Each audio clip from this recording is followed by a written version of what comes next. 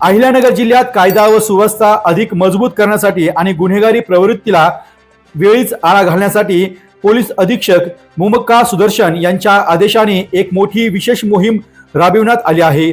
या मोहिमेअंतर्गत अहिल्यानगर जिल्ह्यातील दक्षिण विभागातील विविध पोलीस ठाण्यांच्या हद्दीतील गंभीर गुन्हे दाखल असलेल्या तब्बल 220 रेकॉर्डवरील गुन्हेगारांना पोलीस मुख्यालयात एकत्र आणून त्यांचे विशेष समुपदेशन करण्यात आले आहे। तसेच उत्तर विभागातील 17 पोलीस स्टेशनच्या हद्दीतील रेकॉर्डवरील गुन्हेगार भाईगिरी करणारे असे 121 जणांना श्रीरामपूर येथे बोलवून अप्पर पोलीस अधीक्षक सोमनाथ वागचौरे यांनी समुपदेश केले आहे। यावेळी सर्व आरोपींचे इंट्रोगेशन फॉर्म भरून घेण्यात आले असून त्यांना प्रतिबंधक कारवाईच्या बंधनपत्राची सविस्तर माहिती देण्यात आली आहे।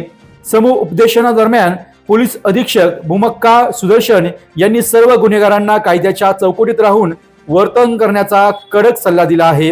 गुन्हेगारीची वाट सोडून समाजाच्या मुख्य प्रवाहात सामील होण्याचे आवाहन त्यांनी केले आहे।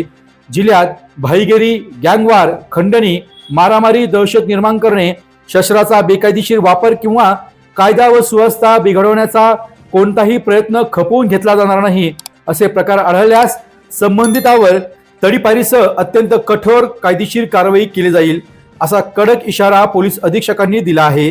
गेल्या काही दिवसांपासून अहिल्यानगर जिल्हा पोलिसांनी गुन्हेगारांविरोधात व्यापक मोहीम हाती घेतली आहे। यामध्ये अवैध धंदे, बेकायदेशीर शस्त्र बाळगणे, फरार आरोपी आणि सराईत गुन्हेगारांवर सातत्याने कारवाई केली जात आहे। याच मोहिमेचा एक भाग म्हणून या विशेष समुपदेशन सत्राचे आयोजन करण्यात आले होते। पोलिसांच्या या आक्रमक पवित्र्यामुळे रेकॉर्डवरील गुन्हेगारांमध्ये चांगलाच धाक निर्माण झाला आहे। जिल्ह्यात शांतता, सुव्यवस्था आणि नागरिकांमध्ये सुरक्षतेची भावना कायम ठेवण्यासाठी यापुढेही अशाच प्रकारच्या कठोर कारवाया सुरू राहतील, असा स्पष्ट संदेश पोलीस प्रशासनाने दिला आहे। पोलीस अधीक्षक मुमक्का सुदर्शन यांच्या मार्गदर्शनाखाली पार पडलेल्या या विशेष मोहिमेप्रसंगी अप्पर पोलीस अधीक्षक वैभव कलबुर्मे, दक्षिण विभागातील सर्व उपविभागीय पोलीस अधिकारी आणि विविध पोलीस स्टेशनचे प्रभारी अधिकारी तसेच श्रीरामपूर येथे अप्पर पोलीस अधीक्षक सोमनाथ वागचौरे, शिर्डी उपविभागीय पोलीस अधिकारी अमोल भारती यांच्यासह पोलीस ठाण्याचे अधिकारी यावेळी उपस्थित होते। सर्वांना माहित आहे की नगरमध्ये जास्त क्राईम पण आहे, त्या अनुषंगाने बरेच लोकांच्या विरुद्ध बरेच गुन्हा दाखल झालेला होता।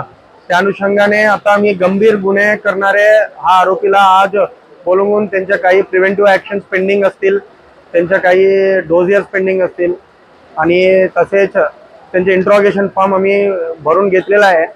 त्या अनुषंगाने आज नगरमध्ये जे साऊथ नगरमध्ये 4 डिव्हिजन्स आहे, 4 डिव्हिजन्स कडून पोलीस स्टेशन कडून जे गंभीर गुन्हे म्हणजे जे फायरआर्म वापरणारे आरोपी, जे बॉडी ऑफेंडर्स आहे, गंभीर गुन्हा गंभीर दुखापत, मर्डर आणि इतर गंभीर गुन्हा करणाऱ्या आरोपीला आम्ही आज बोलून घेतलेला आहे।